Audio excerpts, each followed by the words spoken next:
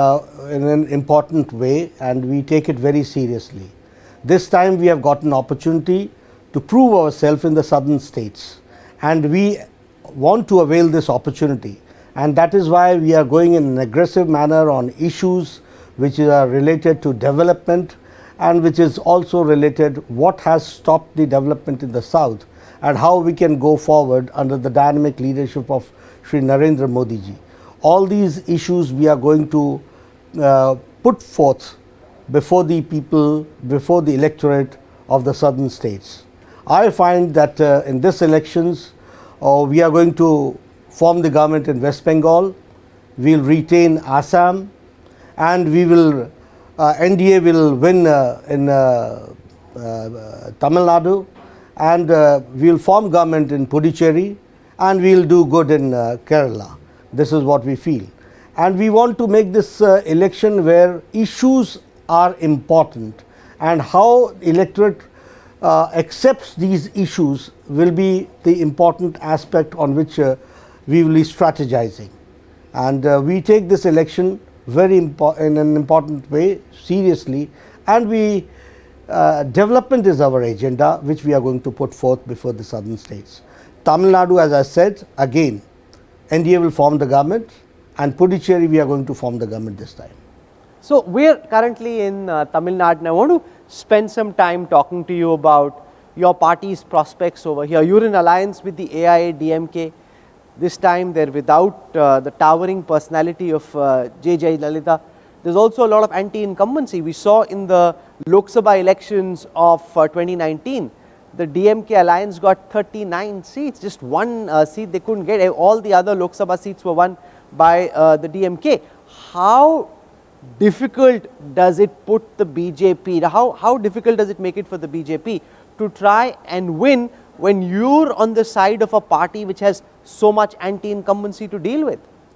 Rahul, lot of water has passed through and has flown, and since 2019 there's a sea change in the politics of Tamil Nadu and the image of NDA, and how NDA is coming up, that I would like to share with you. If I talk about the schemes, I find that the schemes initiated by Prime Minister Modi has been successfully implemented by the Tamil Nadu government, the AIADMK government in Tamil Nadu, and I can see that at the grassroots level that development has taken place. If I talk about the management of pandemic, whatever facilities were provided by the government of India, that has been implemented and that has reached the last man in Tamil Nadu. If I talk about the vaccination, people talk about Modi UC, that inoculation vaccination program has been successfully being implemented in Tamil Nadu. If I talk about the schemes and the budget, in Modi 2, first year approximately 1.5 lakh crores were allotted to Tamil Nadu, and that has been spent again in the Modi 2. The second year we have allocated 2 lakh crores for metro, for railways, for highways, for pharmaceutical hubs, and for other development which are taking place in for solar park in Tamil Nadu. All these developments are taking place in Tamil Nadu. If I talk about the cultural identity, Prime Minister Modi has seen that the cultural identity of Tamil Nadu is brought forward not only on the national forums but also on international forums. And here in Tamil Nadu also, it was Modi ji who gave the permission for Jallikottu. If I talk about the Vetri Vale, that has also been accepted, very much appreciated by the people of Tamil Nadu. So if we are talk on the cultural side, the social side, the development side, lot of development is taking place in Tamil Nadu, and the popularity of Modi ji is immense.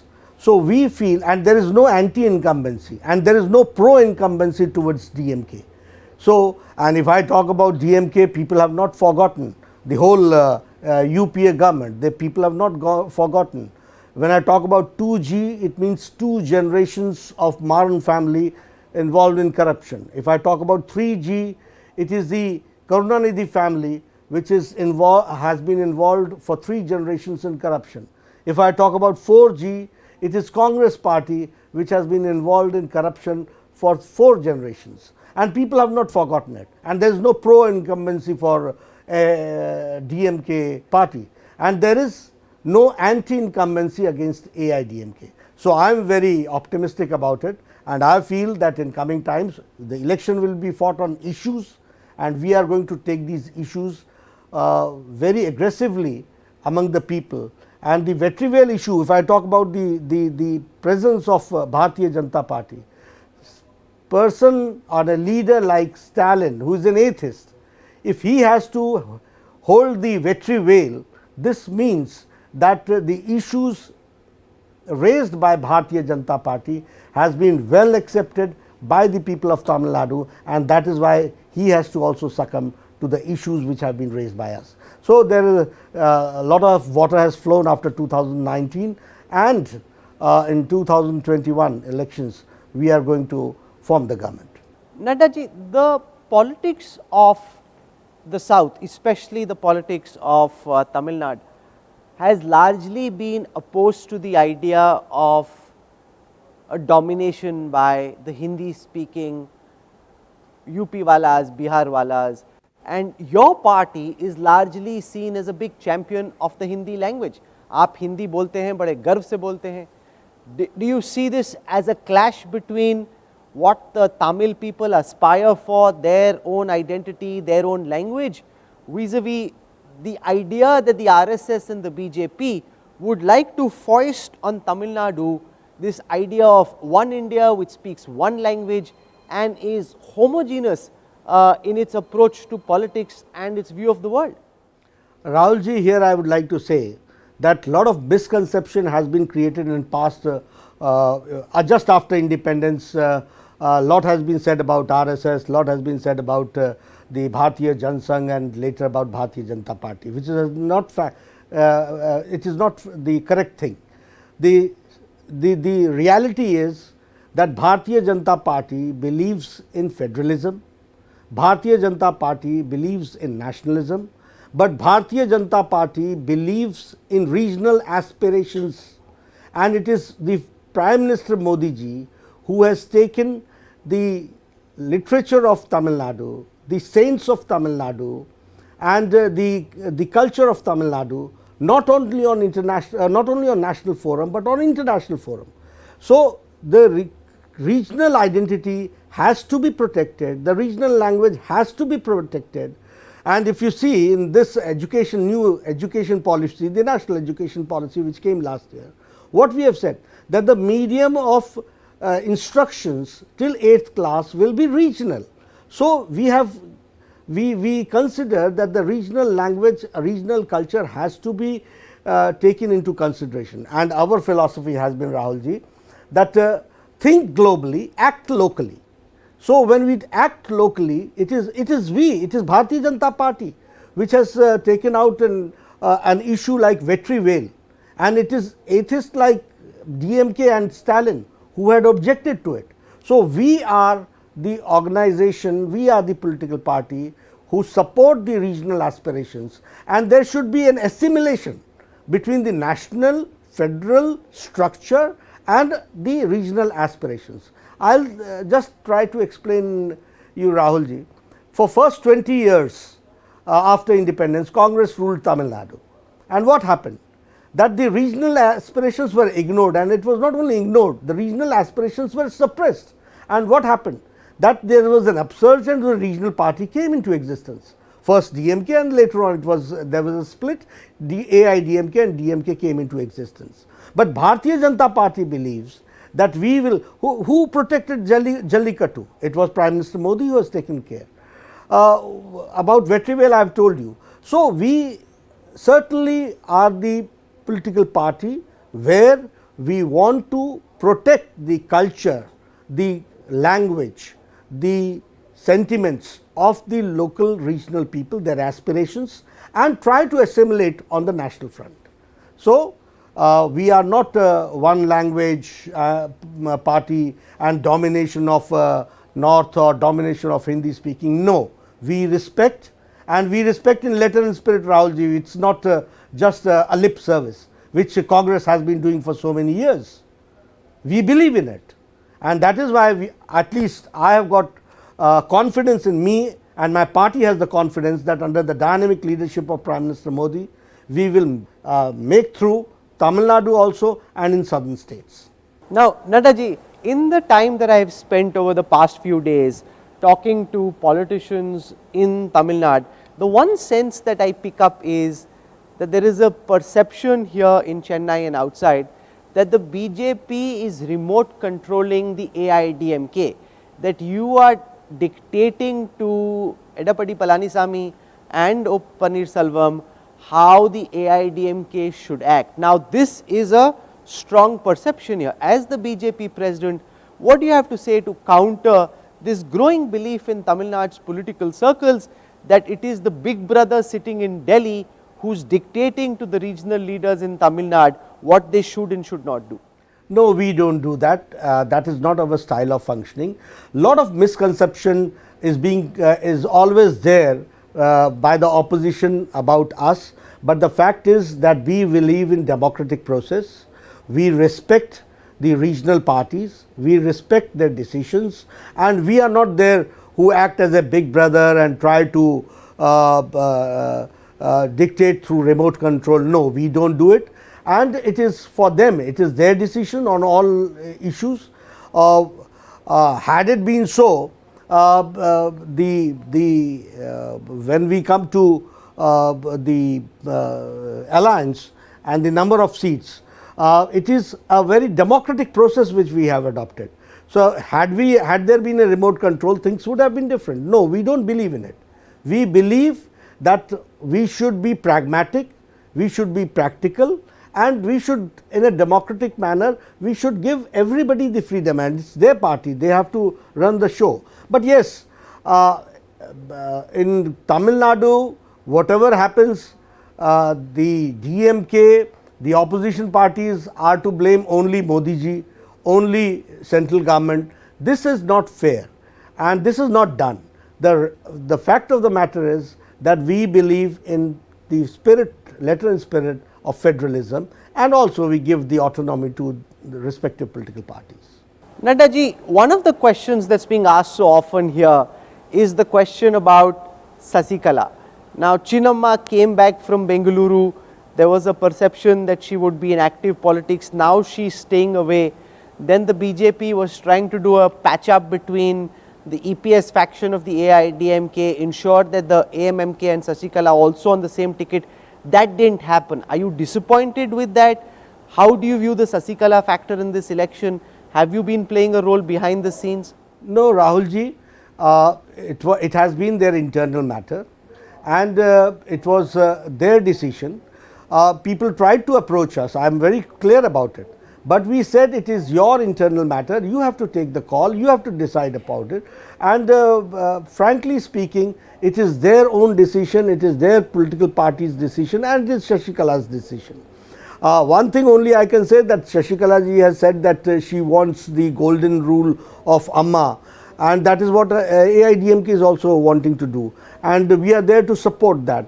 So, certainly what Sasikala wants, that is being implemented by AIDMK, but as I told you that people try to approach us, but no, we have said very clearly that we don't interfere in any political party's work. It is their lookout to see how they can work and how they can, they have to take the decision, and this is not again I will say, this is the factual situation. So, we have spoken about Tamil Nadu. I want to shift to Kerala, because when the whole Sabrimala protests and agitation happened, there was a moment when political observers felt that maybe the BJP will be able to do in Kerala what it was able to do in a state like West Bengal, come from the back and build a huge momentum. That didn't happen. Do you look at that as a missed opportunity?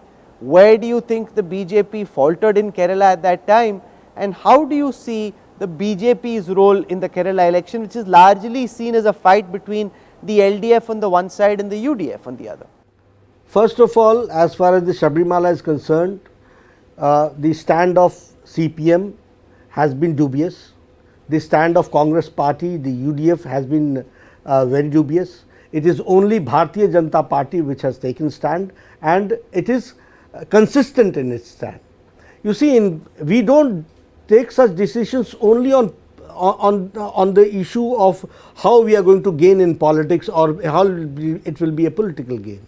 We decide things on merit, and we decide things on our thinking process which the party has developed. And the thinking process is that to protect the cultural identity, the religious identity, and to see to it that the heritage is conserved. So, keeping that factor in view, we have been consistent. We may get the benefit in elections, we may not get it.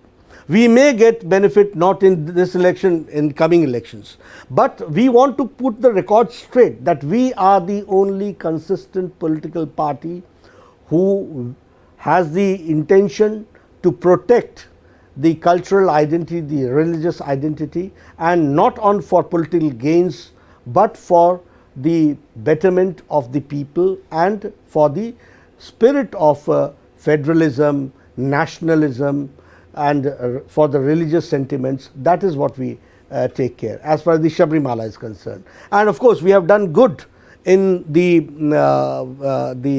local self-government elections. We have done good in panchayat elections, and in coming times we will do good in the Vidhan Sabha elections also. I will just try to explain you, Rahulji. Our vote share has increased from 5% to 16% in Vidhan Sabha election, and in Lok Sabha election it has increased to 19%.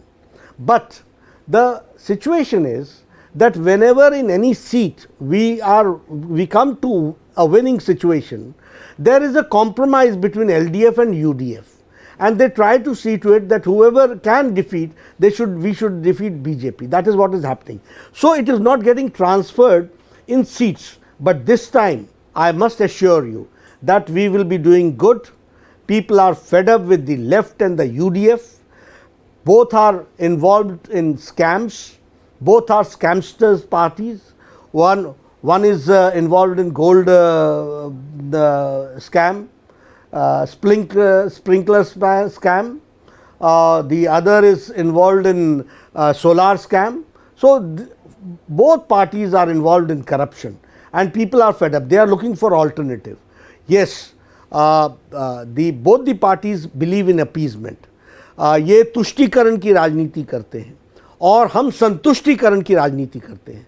तुष्टीकरण की राजनीति में जल्दी जवाब आ सकता है, लेकिन संतुष्टीकरण में final जवाब और परमानेंट जवाब आता है. So we are going, if that is the only way where we can protect the national aspirations, the regional aspirations, and we can go with the ideology of development. I think that we should go forward, and as I said that we will do good in Kerala elections. Sir, क्या आपको कभी कभी लगता है कि मोदी जी का जादू दक्षिण भारत में नहीं चलता? क्योंकि अगर आप वेस्ट इंडिया लेते हैं, नॉर्थ ईस्ट लेते हैं, ईस्ट लेते हैं, नॉर्थ इंडिया लेते हैं, स्पेशली द हिंदी बेल्ट, सब जगह बीजेपी ही बीजेपी है. लेकिन केरल हो या तमिलनाडु हो, कहीं लगता है कि जो जैसे ही सदर्न पेनिनसुला स्टार्ट होता है, बीजेपी का जो विजय रथ है वो वहाँ पे आके रुक जाता है. नहीं, रुकता था, लेकिन अब नहीं.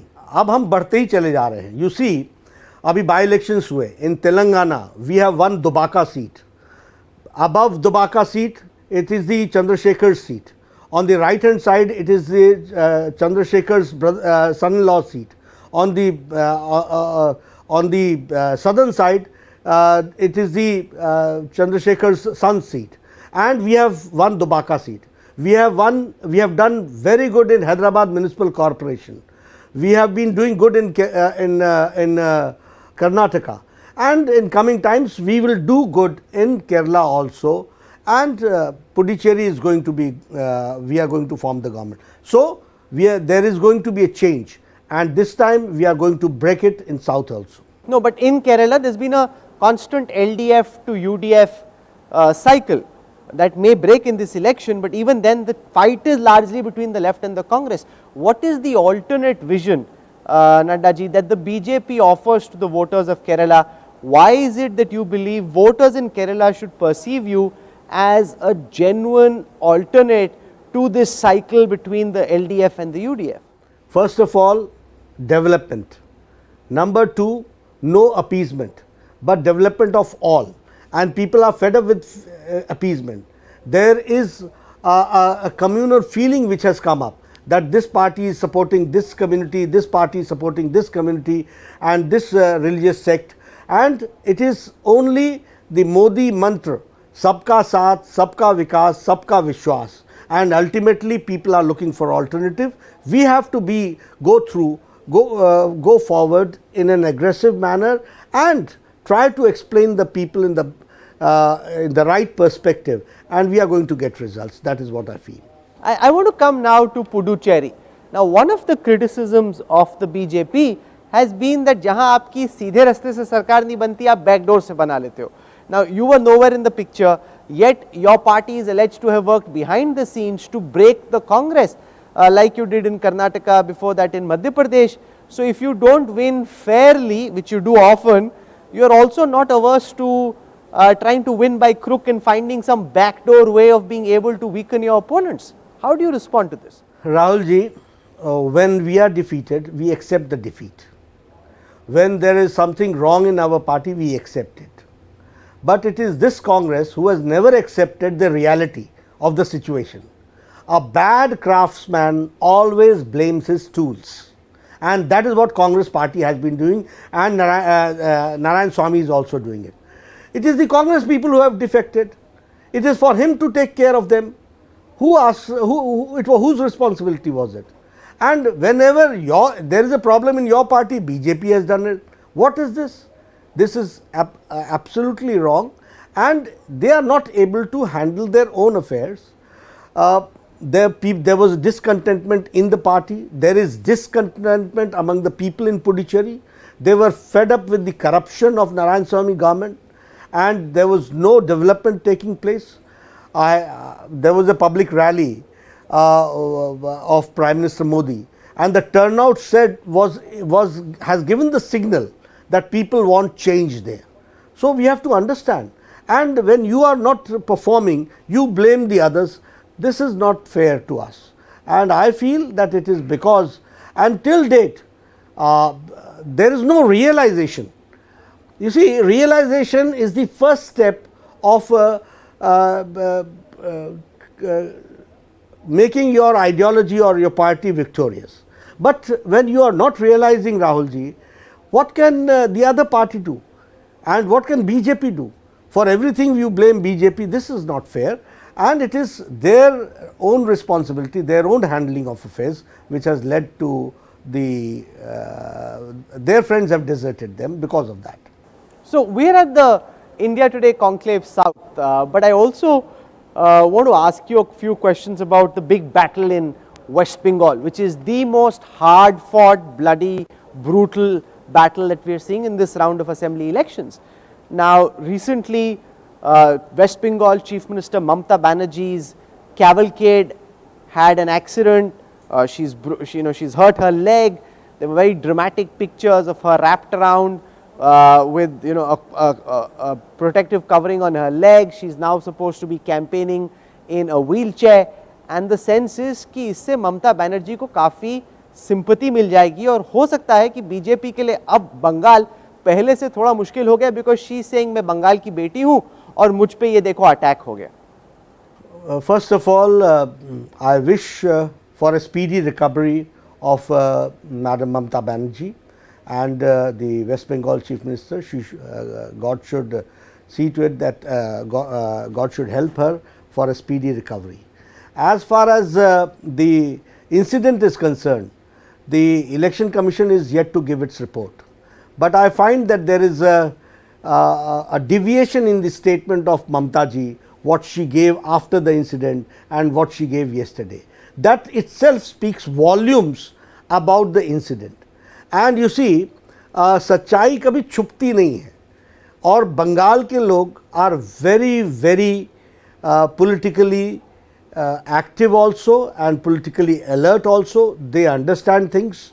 So of course ममता जी ने ये कोशिश करनी है, TMC ने कोशिश करनी है, and that they should do.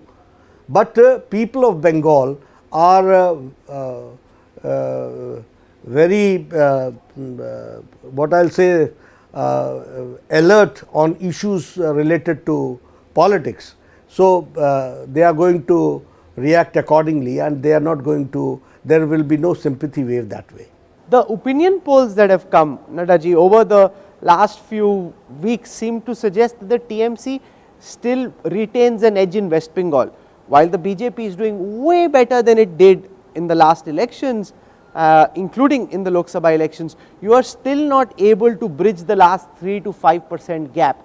How confident are you that between now and the first phase of polling and going up till the last phase of polling, you will be able to bridge this 3 to 5% gap which multiple different opinion polls are currently capturing in West Bengal? Rahulji, you have used the word still. Still they are 3% above, and still the election and polling is to take place. I am confident that this time Mamta ji is going to be defeated. People are waiting to, for the opportunity, and they are waiting for a free and fair elections, and I am confident that they are going to reject Tolabaji, they are going to reject Pishi Bhaipo, they are going to reject the cut money culture, they are going to reject the appeasement policy, and they are going to reject the criminalization of politics. And the befitting reply West Bengal people are going to give to TMC. I want to ask a few personal questions. Now, you were made BJP president at a time when former BJP president Amit Shah went and joined the Home Ministry. His term as BJP president got over. Now, that is like having to become captain of the Indian team after Virat Kohli or after Sunil Gavaskar or after Sachin Tendulkar. How difficult was it to go in and try and fill such big shoes and having to do the same job that Amit Shah ji did before you? Were you always concerned about being judged by people within and without, that Nadda ji to ye kar rahe hain lekin isi situation mein Amit Shah kya karte? You see, this problem comes only when in your thinking you think in terms of I. I think in terms of we. When I talk about Bharatiya Janata Party, I don't talk about I. I talk about 18 crore BJP members, a galaxy of leaders, and I believe in what I always say is that collective leadership under the dynamic leadership of Prime Minister Modi. So we are all collectively going forward. Where you have taken the example of Virat Kohli, you have taken the example of Indian cricket. What I say, I'll give you the example of sports only. Becoming a captain of a team does not change your placement in the game. Supposing if you are a middle order batsman and you become a captain, you don't take the opportunity of becoming the opening batsman. Supposing in a football, you are a full back and you become the captain. So you don't become a centre forward player. The same way here also JP Nadda has got his own style of functioning, and it is a functioning where we take the views of our every important leader and collectively we go forward. So I don't feel that because the captain has changed, the style of functioning of Bharatiya Janata Party is going to change. We are working in continuity, and it is an addition that I have got an addition of Nitin Gadkari, I have got an addition of Rajnath Singh ji, I have got an addition of centre forward player like Amit Shah, and I take everybody into consideration, and so I feel more strengthened. So it's the Bharatiya Janata Party shoe which I am filling, and all together we are a strength to reckon with. So, I do not feel that anything is going to go the other way around, because it adds to the strength, and as a captain I am a person who take everybody along, and so under the dynamic leadership of Prime Minister Modi ji, who is not only acclaimed nationwide but internationally also, it is an opportunity for us to work under his guidance and to see and build up the party, and that we do. Nadda ji, as we conclude, what's your sense of the state of the opposition in the country? Do you feel your task is slightly easier because of how weak the opposition is? If you had a more formidable opposition, would then Indian politics have looked different in your view? And we saw Rahul Gandhi, for example, in Kerala recently, swimming with the fishermen, jumping in, you know, in those images that came out, you can see he has six-pack washboard abs. How do you see Rahul Gandhi's politics? Because very often I see you are tweeting very aggressively against him, and people in the Congress say, if he is so useless and so inconsequential, why is Nadda ji and the entire BJP trying to take him on so often? You see, there has been no tweet against Rahul Gandhi on a personal issue. It has been always on the political issue which I have been tweeting, and I have been tweeting because in Congress party the projection is always of Rahul Gandhi. Even your media also, or everybody takes him accordingly. So, it becomes our primary responsibility to respond, and I want a credible opposition. That is what I want. But if I do not get, what can I do? It is for them to take care, it is for them to take the call, it is not for me to take the call. But yes, we believe in politics which has got content, politics which is for the nation, politics which is for the people, politics for becoming an instrument of change for the common man, and for that we are working.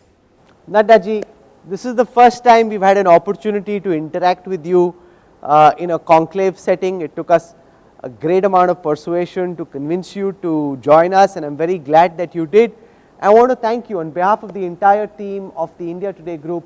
We want to thank you for having joined us at the India Today Conclave South. You have a big battle in Tamil Nadu, you got a big battle in Kerala, and then the biggest of all battles in West Bengal, apart from what is happening in Puducherry and Assam. So, you have spoken about your vision for these elections and your party's roadmap in the South. Thank you so much for joining us at the India Today Conclave South. BJP President JP Nadda. Rahul ji, I would like to thank you for giving me an opportunity to speak on the issues related to South. It was you really requested, and I accepted the invitation. I really thank you for giving me this opportunity and giving me this opportunity to address such an illustrious gathering, and through them and through the channel addressing the issues related to South to your millions of viewers. I really thank you, Rahul ji, for giving me this opportunity. Thank you so much. Thank you very much for joining us. Jai Prakash Nadda. Thank you very much, sir.